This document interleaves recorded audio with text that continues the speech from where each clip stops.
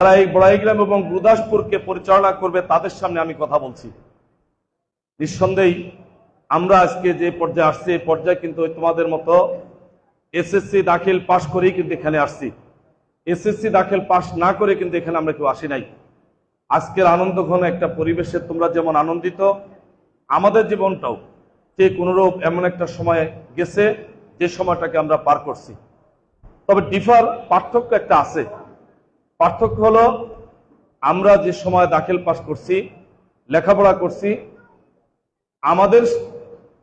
এখন আমাদের সন্তানকে দাখিল পাস করার জন্য, এসএসসি পাস করানোর জন্য যত যত্ন নিতে হচ্ছে, যত আদর করতে হচ্ছে, যতভাবে গাইড দিয়ে পড়াইতে হচ্ছে, দুর্ভাগ্য হলো সত্য যে আমাদের অভিভাবকরা এত গাইড, এত আদর সোহাগ, ভালোবাসা, খাবার দাবার দিয়ে কিন্তু লেখাপড়া করায় নাই।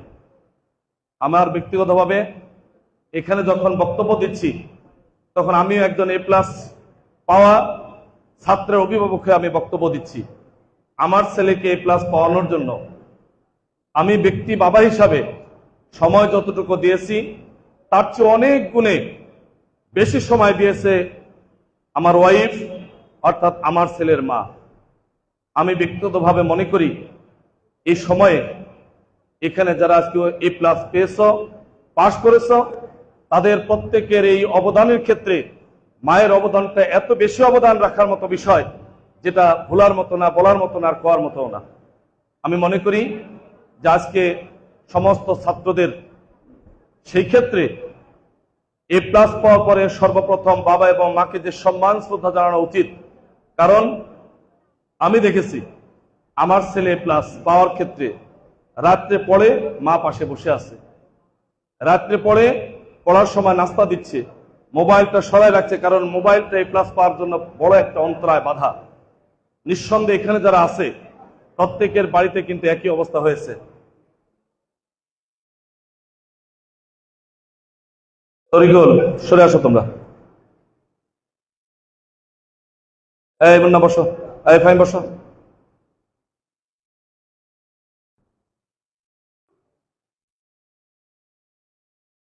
সেক্ষেত্রে বাবা মার প্রতি সম্মান এবং শ্রদ্ধা সবসময় থাকবে, এটা একটা কথা। দ্বিতীয়ত হলো আজকে আমি তাদের সামনে কথা বলছি যারা দেশের রাজনৈতিক সমস্ত নেতৃবৃন্দ যেখানে শেষ, ছাত্রদের সেখানে শুরু। দলের মতের চিন্তার ঊর্ধ্বে ওঠে বাংলাদেশের সংকটময় মুহূর্তে এই জাতিকে মুক্ত করার জন্য, জাতির মধ্যে গণতন্ত্র প্রতিষ্ঠার জন্য যারা ভূমিকা রেখেছে তারা আজকে ছাত্র সমাজ। 24-এর আন্দোলনে যে ছাত্ররা জীবন দিয়েছে, ক্লাস 8 থেকে শুরু করে, 7 থেকে শুরু করে, 6 থেকে শুরু করে মাস্টার্স পর্যন্ত সমস্ত ছাত্ররাই কিন্তু রাজপথে নেমেছে। কারণ একটাই, গণতন্ত্র প্রতিষ্ঠা, জাতির মুক্তি। এই দেশের সংকটময় মুহূর্তে ছাত্ররা রাজপথে নেমে এসে অকাতরে পাখির মতো জীবনটা দেওয়ার কারণে মুক্ত হয়েছে বাংলাদেশ। সেই হিসাবে আজকে এই সম্বর্ধনা অনুষ্ঠানে আমার বক্তব্যের এই পর্যায়ে গভীর সম্মান এবং শ্রদ্ধার সাথে আমি স্মরণ করছি 24-এর আন্দোলনে যারা শহীদ হয়েছে তাদের সবাইকে সমবেদনা জানাচ্ছি। শহীদ হওয়া পরিবারগুলোকে, যে সমস্ত পরিবার সন্তান হারার বেদনা ব্যথা কখনো ভুলতে পারছে না এবং তাদের চাওয়া পাওয়া একটাই, এই বাংলাদেশ থেকে দুর্নীতিমুক্ত, বৈষম্যহীন একটি বাংলাদেশ গড়া, চাঁদাবাজি, সন্ত্রাসী, দখলদারি মুক্ত বাংলাদেশ গড়া এবং এই বাংলাদেশটাকে সুন্দর বাংলাদেশ গড়া। এইটাই হচ্ছে চাওয়া পাওয়া। আমার বিশ্বাস এই চাওয়া পাওয়ার ক্ষেত্রে অন্তরায় আমরা যারা শিক্ষিত, সচেতন, আমরা যারা দেশের বিশেষ করে প্রশাসনিক পদ পদবি নিয়ে আছি, রাজনৈতিক পদ পদবি নিয়ে আছি, এরাই হচ্ছে সবচেয়ে বেশি দায়ী। কারণ আমি ছাত্রদের সামনে এই কথাটাই বলতে চাই যে আজকে যারা ইউনো, আজকে যারা একটা ইউনিয়ন পরিষদের সচিব, তারা কিন্তু সবাই শিক্ষিত, সচেতন। দুর্নীতি যদি হয় এই শিক্ষিত মানুষের দ্বারাই হচ্ছে। রিক্সা চালক, ভ্যান চালক, দিনমজুর, এদের দ্বারা কিন্তু খুব বেশি দুর্নীতি হচ্ছে না। আমরা যারা শিক্ষক, আজকে আমরা শিক্ষকতার মধ্যে ফাঁকি দিয়ে আমরা দুর্নীতি করছি। আমাদের রাজনৈতিক নেতৃবৃন্দ, মেম্বার থেকে শুরু করে সচিবালয়, এই প্রধানমন্ত্রী পর্যন্ত যারাই নির্বাচিত হয় তাদের মাধ্যমে দুর্নীতি হচ্ছে, তারা কিন্তু সবাই শিক্ষিত। অতএব বাংলাদেশ থেকে দুর্নীতি মুক্ত হলে 100% শিক্ষিত মানুষকে শপথ দিতে হবে যে আমি ব্যক্তি দুর্নীতি করব না এবং দুর্নীতি করতে দিব না। এই সিদ্ধান্ত নিলেই শুধুমাত্র বাংলাদেশ দুর্নীতিমুক্ত হতে পারে।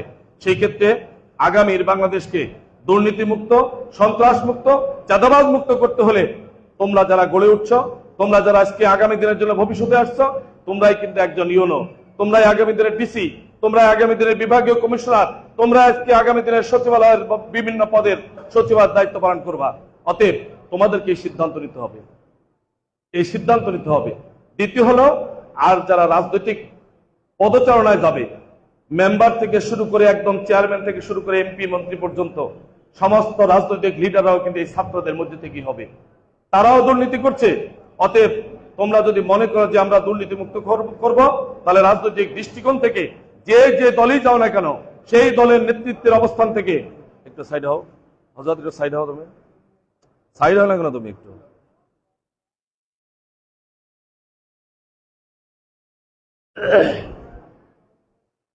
বলছিলাম যে যে পদে যাবা সেই পদ থেকে দুর্নীতিমুক্ত, চাঁদাবাজি, সন্ত্রাসী, দখলদারি মুক্ত করার ক্ষেত্রে ভূমিকা রাখবা। এই সিদ্ধান্ত তোমাদের নিতে হবে, তবেই সম্ভব। সর্বোপরি এই কয়েকটি কথা বলে আমি এবার বলতে চাই, তোমরা উপস্থাপনা শুনলা যে আগামী দিনের জাতীয় সংসদের প্রার্থী হিসাবে আমরা এই আসনে আমাকে প্রার্থী হিসাবে ঘোষণা করা হয়েছে। দাঁড়িপাল্লা প্রতীক নিয়ে আমি ভোট করব। সেই ক্ষেত্রে ব্যক্তিগতভাবে আমার পরিচয় আমি তোমাদের সামনে এতটুকু তুলে ধরছি। আমি তোমাদের মতো লেখাপড়া শেষ করে মাস্টার্স কমপ্লিট করে সিদ্ধান্ত নিয়ে আসছিলাম জনগণের সেবায়, জনপ্রতিনিধি দুর্নীতি মুক্ত নেতৃত্ব দিয়ে সমাজে প্রমাণ করে দিব একজন মেম্বার থেকে শুরু করে জনপ্রতিনিধি যারাই নির্বাচিত হবে, তাদের দ্বারা নির্বাচিত হওয়ার পরে দুর্নীতি মুক্ত থেকে তাদের সমস্ত দায়িত্ব পালন করা সম্ভব। এটা আমি প্রমাণ করে দেওয়ার জন্য প্রথম বনপাড়া পৌরসভার 5 নং ওয়ার্ডের মালিপাড়া ওয়ার্ডের আমি কাউন্সিলর ভোট করেছিলাম, একবার নয়, পরপর দুটিবার। 2 নির্বাচনেই ওই বনপাড়া পৌরসভার 5 নং ওয়ার্ডবাসী আমাকে বাংলাদেশের মধ্যে এত বেশি পরিমাণ ভোট পেয়ে কোনো কাউন্সিলর নির্বাচিত হয় নাই। আল্লাহ অশেষ মেহেরবানি, আমার ওয়ার্ডবাসী আমাকে রেকর্ড সংখ্যক ভোট দিয়ে নির্বাচিত 2বার আমাকে করেছে।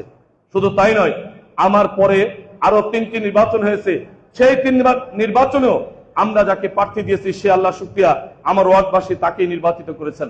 এবং সর্বোপরি উপজেলা পরিষদের ভাইস চেয়ারম্যান ভোট করেছিলাম বড়াইগ্রাম উপজেলার। এই পরিষদের ভাইস চেয়ারম্যান ভোট করার সময় বড়াইগ্রামবাসী যে পরিমাণ ভোট দিয়েছে লেখা রয়েছে হিসাব নিকাশ অন্তে, তোমরা দেখবা 86,000 ভোট। বাংলাদেশের ভিতরে এত বেশি পরিমাণ ভোট পেয়ে কোনো ভাইস চেয়ারম্যান সহজে নির্বাচিত হয় নাই। আমরা আল্লাহ শুকরিয়া এই বড়াইগ্রামবাসীর কাছে আমি ব্যক্তিগতভাবে ঋণী যে এত পরিমাণ ভোট দিয়ে ভাইস চেয়ারম্যান নির্বাচিত করেছিল। আমরা এই 2টি দায়িত্ব পালনকালীন সময়ে 1টি টাকার দুর্নীতি না করে ইনসাফপূর্ণভাবে, বৈষম্যহীনভাবে আমাদের সমস্ত দায়িত্ব আমরা পালন করেছি।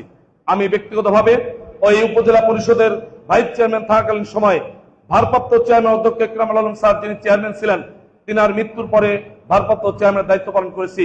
দীর্ঘ সময় পর্যন্ত সকল উন্নয়নগুলো, সকল বরাদ্দগুলো ধর্মীয় কোনো অগ্রাধিকার না দিয়ে সাম্প্রদায়িক সম্প্রীতির ভিত্তিতে সমস্ত মসজিদে যেমন অনুদান দিয়েছি, যতটুকু পারছি মসজিদে দিয়েছি, মন্দিরে দিয়েছি, গির্জে আমি বরাদ্দ দিয়েছি। আমি প্রমাণ করে দিয়েছি আমরা যারা জামাত ইসলামী করি, ইসলামের পক্ষের শক্তি, আমরা শুধু ইসলামের জন্য কাজ করি না, বরং সকল ধর্মের জন্য আমরা কাজ করি। এই পরিষদের দায়িত্ব পালনকালীন সময়ে তার প্রমাণ আমরা দিয়েছি। আমি ব্যক্তিগতভাবে মনে করি যে আজকের বাংলাদেশের প্রেক্ষাপটে তোমরা যে বাংলাদেশ গড়তে চাও, তোমরা যে বাংলাদেশ দেখতে চাও, সেই বাংলাদেশ গড়ার ক্ষেত্রে আমরা ব্যক্তিগতভাবে তোমাদের সামনে আসছি আজকে একটু দোয়া চাওয়ার জন্য। কমলমতি ছোট ছোট ছাত্ররা আজকে এখানে আসো, ছাত্রীরা এখানে আসো, তোমরা যদি আমাদের জন্য একটু দোয়া করো এবং তোমরা যদি আগামী দিনে বাংলাদেশ গড়ার ক্ষেত্রে বৈষম্যহীন, চাঁদাবাজ মুক্ত, দখলদারি মুক্ত এই বাংলাদেশ দেখতে চাও, তাহলে আমাদের মতো নেতৃত্বকে একটু কাজে লাগিয়ে দেখো না কেন বাংলাদেশের স্বাধীনতার 53 বছরে যারাই নির্বাচিত হয়ে আসছে তারা বাংলাদেশকে কিন্তু কেউ চাঁদাবাজ, দখলদারি, অন্যায়, জুলুম, সন্ত্রাস মুক্ত বাংলাদেশ দিতে পারে নাই, উপহার দিতে পারে নাই, ইফটিজিং মুক্ত বাংলাদেশ উপহার দিতে পারে নাই। আর আমরা বলছি, প্রতিশ্রুতি দিচ্ছি যে আল্লাহ যদি আমাদেরকে নির্বাচিত করান, আমরা ব্যক্তিগতভাবে এতটুকু বলি, এই বড়াইগ্রাম এবং গুরুদাসপুর থেকে সকল দিক থেকে আমরা এই দিক থেকে যে অবস্থান রয়েছে সন্ত্রাস, চাঁদাবাজি, দখলদারি, এর বিরুদ্ধে একটি বলিষ্ঠ ভূমিকা গড়ে উঠাবো ইনশাল্লাহ। এরপরে আরেকটা বিষয় আমরা বলছি, তোমরাও চাও আমরাও চাই, বাংলাদেশ যেন একটা মাদক মুক্ত বাংলাদেশ তৈরি হয়। কিন্তু দুর্ভাগ্যজনক হলো সত্য, মাদক কিন্তু আজকে মুক্ত হচ্ছে না। যে সমস্ত নেতারাই নির্বাচিত হয়, নির্বাচনের আগে মাদকের বিরুদ্ধে বক্তব্য দেয়, কিন্তু তাদের আশেপাশে যারা থাকে তারাই মাদকাসক্ত, তারাই নেশার সাথে জড়িত, তারাই মাদকের ডিলার নিয়ে এই বড়াইগ্রাম এবং গুদাসপুর সহ গোটা দেশে কিন্তু এই নেতৃত্বের পাশে থেকেই সমস্ত ডিলারশিপ বা ডিলারি করে অর্থনৈতিকভাবে স্বাবলম্বী হয়। আর আমরা বলছি, আমাদের নেতৃবৃন্দ থেকে শুরু করে আমাদের প্রতিটি কর্মীর কেউ একটি সিগারেটও খায় না। অতএব আমরা নেশার বিরুদ্ধে বলিষ্ঠ ভূমিকা রাখতে পারবো এবং নেশা মুক্ত বড়াইগ্রাম গুদাসপুর গড়ার ক্ষেত্রে 100% ভূমিকা রাখতে পারবো। এবং সর্বোপরি আমি তোমাদের কাছে বলতে চাই, আমরা চেয়েছি আগামীর বড়াইগ্রাম এবং গুদাসপুর কেমন হবে। সেই বড়াইগ্রাম গুদাসপুর গড়ার ক্ষেত্রে আমরা বলেছি, নাটোরের প্রস্তাবিত কৃষি বিশ্ববিদ্যালয়, এই কৃষি বিশ্ববিদ্যালয়কে আমাদের বড়াইগ্রামের সীমানায় এই বাহিম আলী ফার্মে স্থাপন করার জন্য এই দাবি আমরা পেশ করেছি।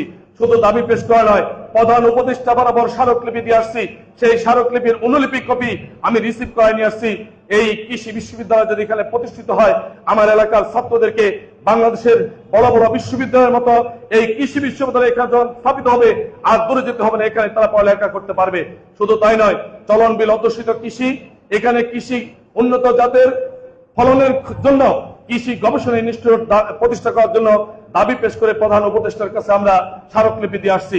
অতএব আমরা বলতে চাই, আজকের ছাত্রদের জন্য এই গুরুদাসপুর এবং বড়াইগ্রাম শিক্ষানগরী হিসাবে গড়ার ক্ষেত্রে শিক্ষা প্রতিষ্ঠান আছে, কিন্তু দুর্ভাগ্যজনক হলেও সত্য, আমরা আজকে এখানে একটি বিশ্ববিদ্যালয় নাই, আমাদের মেডিকেল কলেজ নাই।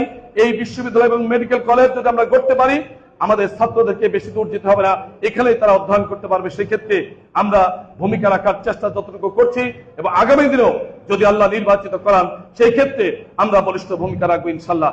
এর পাশাপাশি গত কয়েকদিন আগে তোমরা দেখেছো, 4 লেন করার ক্ষেত্রে আমরা জাতীয় পর্যায়ে জাতীয় প্রেস ক্লাবের সামনে মানববন্ধন করেছি। আমরা ঢাকাস্থ বড়াইগ্রাম উপজেলা সমিতি এবং পৌর কল্যাণ বনপাড়া পৌর কল্যাণ সমিতির মাধ্যমে আমরা সেখানে মানববন্ধন করেছি। আমাদের শত শত লোকজনের উপস্থিতিতে, অনেক সাংবাদিকদের উপস্থিতিতে আমরা সেখানে মানববন্ধন করেছি। আমরা বলেছি, আমাদের এই রাস্তাটা 4 লেন হতে হবে। এমন কোন দিন নেই যেদিন এই রাস্তায় কেউ না কেউ এই গাড়ি অ্যাক্সিডেন্টের মাধ্যমে মারা যাচ্ছে না, আহত হচ্ছে না, পঙ্গুত্ব বরণ করছে না। এই রাস্তাটা যেন একটা অভিশপ্ত রাস্তা হয়ে দাঁড়িয়েছে। এই রাস্তাটিকে 4 লেন করার জন্য আমরা জাতীয় পর্যায়ে মানববন্ধন করেছি। অতএব আমরা তোমাদের কাছে বলতে চাই, তোমরাই আগামী দিনের ভবিষ্যৎ, তোমরাই পারো এই গুরুদাসপুর এবং বড়াইগ্রামকে বাংলাদেশের মধ্যে সর্বশ্রেষ্ঠ একটা পর্যায়ে নিয়ে যেতে। তোমাদেরকে ভাবতে হবে, আমাদের পার্শ্ববর্তী পাবনা জেলা, আমাদের পার্শ্ববর্তী সিরাজগঞ্জ এবং বগুড়া জেলার বেষ্টনীতে হচ্ছে এই গুরুদাসপুর এবং বড়াইগ্রাম। দুর্ভাগ্যজনক হলো সত্য, পাবনা সিরাজগঞ্জ এবং বগুড়ায় বাংলাদেশের বরাদ্দের যে পরিমাণ টাকা পয়সা আসে, যে পরিমাণ ইন্ডাস্ট্রি কলকারখানা আছে, যে পরিমাণ শিক্ষা প্রতিষ্ঠান আছে, সেই তুলনায় আমরা কিন্তু নগণ্য মনে হচ্ছে। এই ভূখণ্ডটা যেন বাংলাদেশের কোনো অংশ না। আমি বলতে চাই, এই বাংলাদেশের ভূখণ্ড একটি, এই গুরুদাসপুর এবং বড়াইগ্রাম একটি ভূখণ্ডের অংশ।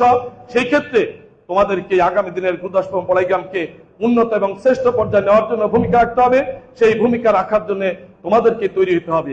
আমি সর্বশেষ একটি দুঃখের কথা বলে শেষ করি।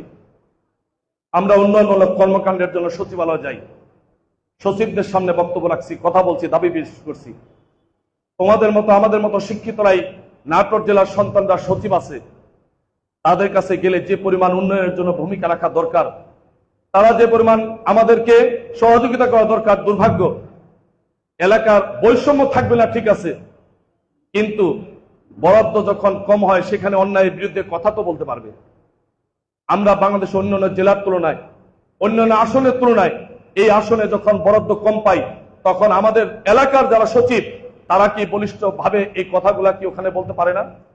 দুর্ভাগ্য হলো সত্য, আমাদের সচিবরা কেন, কি কারণে, কোন অদৃশ্য দুর্বলতার কারণে তারা সেখানে কোনো কথা বলে না, যার কারণে আমরা এখানে পিছিয়ে আছি। আমরা বলতে চাই, তোমরাই আগামী দিনের সচিব, তোমরাই আগামী দিনে বড় বড় পদে যাবা। অতএব তোমরা যে পদেই যাবা, ইনহস্ত অতলাম তোমার জন্মভূমি এখানে। অতএব এই জন্মভূমিকে উন্নত পর্যায়ে নেওয়ার ক্ষেত্রে যতটুকু সরকারি বরাদ্দের অংশ পাওয়া যায়, ন্যায্য হিস্সা অধিকার প্রতিষ্ঠা করার জন্য তোমরা ভূমিকা রাখবে তো ইনশাল্লাহ? রাখবে তো?